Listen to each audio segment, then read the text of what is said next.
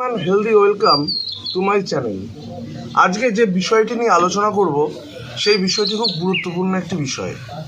আমরা নার্সারি থেকে বিভিন্ন ফুলের গাছ, ফলের গাছ এগুলো সংগ্রহ করি তো বটেই, এবং সংগ্রহ করার পর আমাদের একটা কমপ্লেন থেকেই যায় যে ফুল গাছে ফুল আসছে না বা ফল গাছে ফল ধরছে না, কিচ্ছু হচ্ছে না। নার্সারি কাকুদের কাছে গিয়ে আমরা এই কমপ্লেনটা করি।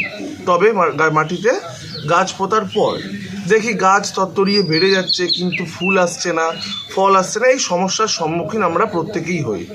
একটা বিষয় নিয়ে আলোচনা করি। যেহেতু আমরা টবের মাটিতে গাছ করছি, তাই একটু বিশেষ পরিচর্যা এই গাছগুলোর দরকার। কারণ এদের রুট বলটা যেটা রয়েছে এই টবের ভেতরেই কিন্তু সীমাবদ্ধ।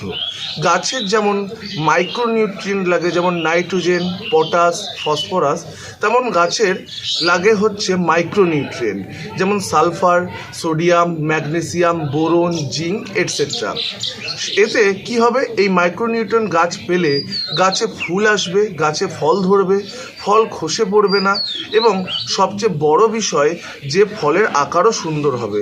অনেক সময় কি দেখি আমরা যে গাছে ফুল আসছে কিন্তু ফল ঝরে যাচ্ছে বা ফুল ঝরে যাচ্ছে, এই কমপ্লেনটা আমাদের থাকে।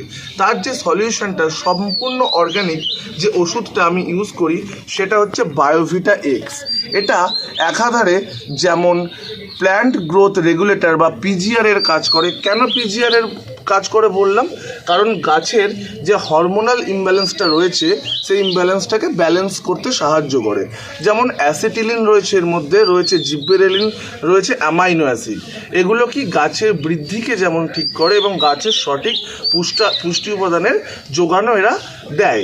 তাই জন্য আপনিও ইউজ করুন এই সিউইড এক্সট্র্যাক্ট। এটি পিআই ইন্ডাস্ট্রির বা পেজ ইন্ডাস্ট্রির, এইটা ইউজ করুন। এতে রয়েছে প্রচুর পরিমাণে sulphur, boron, magnesium, zinc, amino acid, gibberellin, এই জিনিসগুলো, সাইটোকাইনিন, এগুলো রয়েছে। এটি ইউজ করলে আপনার গাছে যেমন আসবে প্রচুর পরিমাণে ফুল ফল। এটি আমার একটি সবেদা গাছ, দেখুন কি পরিমাণ ফল ধরে রয়েছে, এবং পরবর্তীতেও দেখাবো যে একটি ফুলও বা একটি ফলও ঝরে পড়ছে না, এবং 90% ফল এখানে থাকবে।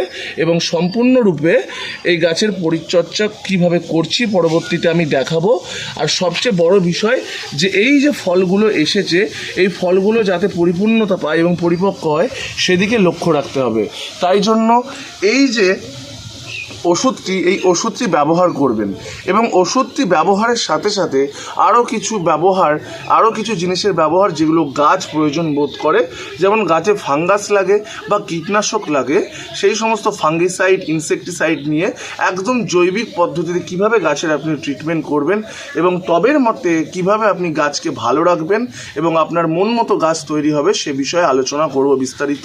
Thank you.